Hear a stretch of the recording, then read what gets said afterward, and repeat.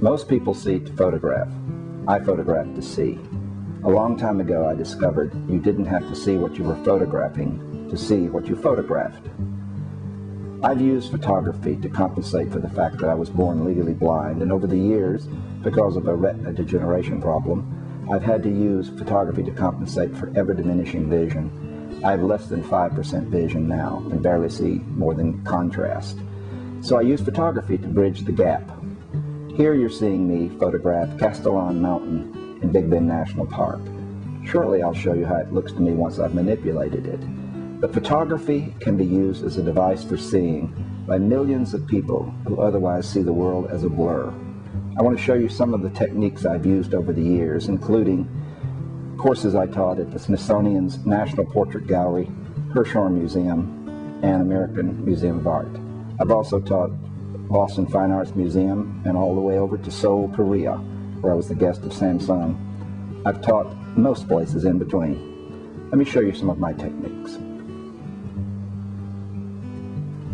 This is a rendering of Castellan in black and white.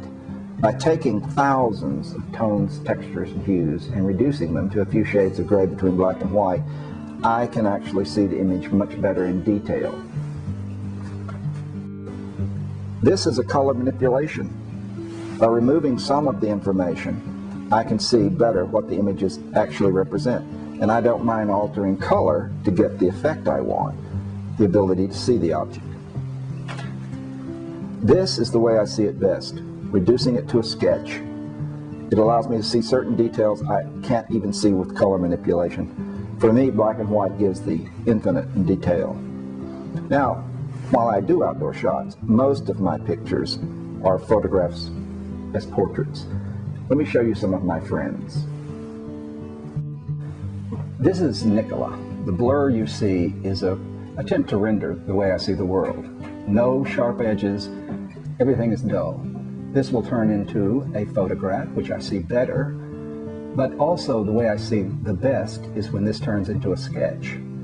And using filters in Adobe Photoshop and a number of other software programs, I create these images so I can see highlights of the face, can tell what the person looks like. And this is the only way. My world is a Monet painting. This is a photograph of friends of mine, Arnold and Augusta Newman. I consider him one of the finest artists of our time. He encouraged me greatly to pursue photography.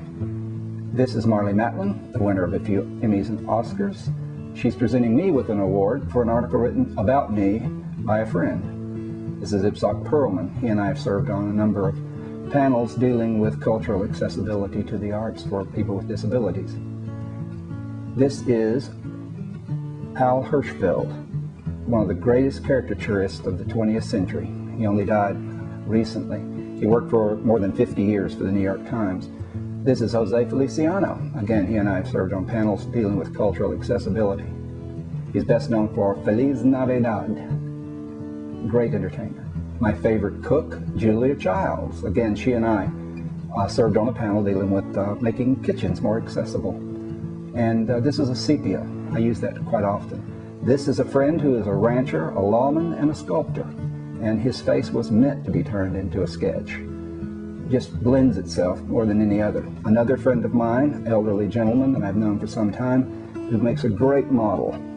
And I never get tired of taking pictures of him. I always say that I'm trying to get him through his puberty. This is a friend of mine who was just looking over her shoulder, and I caught the snap and turned it into a sketch. Again, just shows me the basic elements of the facial features. One of my assistants, she and I have worked together dealing with various aspects of what kind of programs I can use best. A photograph, as I say, is not reality. It's an abstraction of reality. This is a friend of mine who always smiles. When you reduce thousands of tones, textures, and hues to a few shades of gray, you can see better. This is the Hispanic version of the Greek mask of tragedy and comedy. The little brother doesn't think anything's funny, and the little sister thinks everything's hysterical. I even take pictures of myself. This is demonstrating the ingredients to my secret recipe for chili. I can even turn myself into a sketch, which allows me to see better. Reducing the information to the level that a person can understand and see is what my work is all about. While I take primarily portraits of my friends and reduce them to sketches. I also do a lot of outdoor work, and in both the cases of shooting portraits as well as shooting outdoors, I have a variety of different aids that I need. Let me show you a couple of them. A long power, 10 power to be exact, monocular, and a 4 power monocular that I generally wear around my neck. To shoot the Rio Grande, I'm using a Canon with a 3 power lens on it. It beats having to walk across the river and get wet. Also, when I'm shooting portraits, I almost exclusively use my simple point and shoot Kodak. It's easy, it's a great little portrait camera. I also like shooting ruins and historic sites and then rendering them so that I can see what the architecture of the building was all about. The only way I can do that is to take the image and manipulate it. This gives me an idea of what I was shooting. I literally could barely see the outlines. Framing is probably the most difficult part of shooting an image with an individual who has poor eyesight, such as mine. But this image gives me a much better idea of what I was looking at. I can see the detail in the walls that I otherwise could not see and can barely see even with the color image. Let me show you some of the devices that I use besides just the monoculars.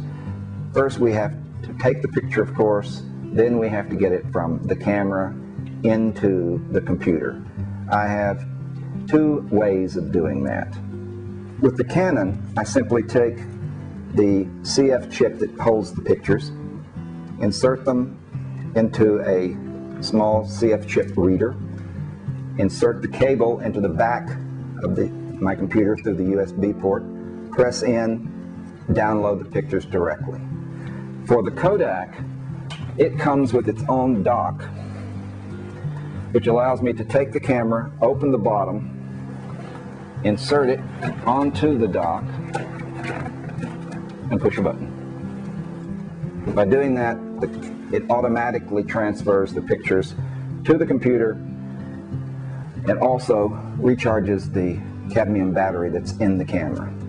And that's 2 methods, and 2 relatively common methods. Okay, another input device is the scanner.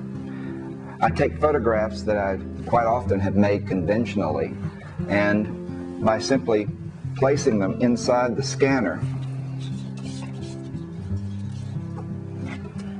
I can transfer them directly into the machine. I've done thousands and thousands of conventional photographs that are on negatives or slides, and so consequently I'm able to convert them into a digital image. Once a digital image, they can be altered. Glasses have never helped me.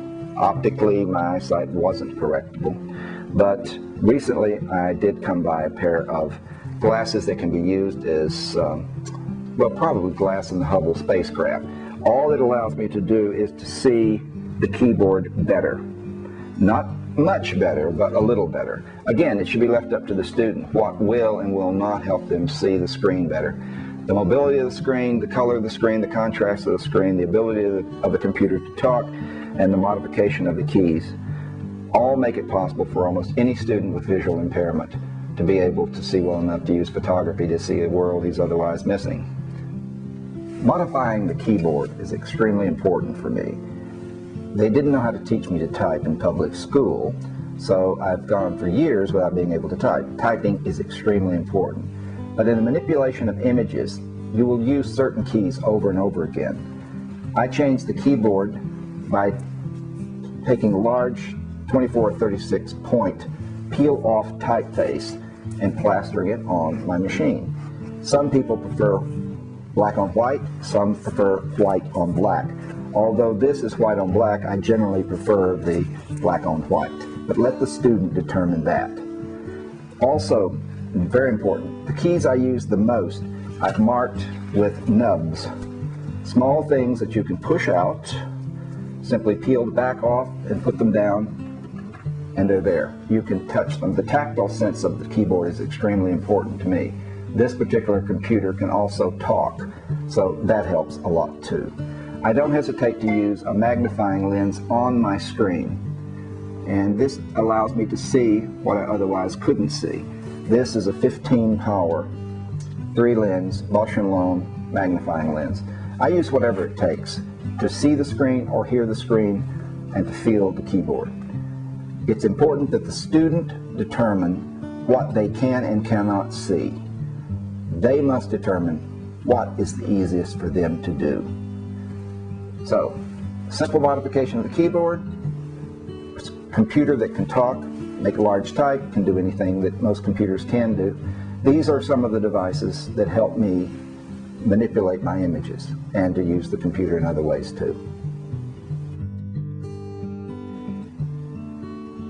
Software is key to manipulating images. There are a lot of inexpensive editing software programs for photographs on the market. I use Photoshop. You can use a lot of different ones, but the key to using it is the controls that it gives you in 2 elements, contrast and size. Some things can be too big to see, some things can be too little to see, and these packages allow you to manipulate the size. The second thing is contrast. Some people may not want to do my black and white sketches because they don't need that much information or lack of information to see the image. So consequently, by using filters, which come with all of the editing software packages, you can determine what's best for you. Filters are key to manipulation. By using a series of filters, a student can determine what image they can see best. I like to change things into sketches, so therefore I take 2 old friends, open the proper filter, hit a button, and they've turned to sketches. And I can see them far better than I can the actual image that they represent. But every filter is different. Every filter in every word photo processing software is different. So consequently, pick out what's best for the student. Adobe Photoshop is quite expensive, but Adobe Elements 2.0 is not very expensive. And it contains nearly all the filters I use. And there's a variety of low-cost photo editing software that's available to schools. And so consequently, experiment. What is best for the student? The way I do it is best for me, but not necessarily best for anybody else. Let the student determine.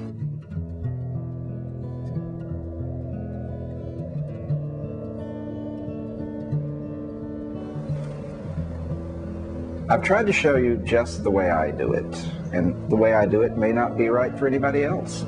But photography and all its manifestations can be used as a seeing tool. As long as I can see to photograph, I'll never be blind.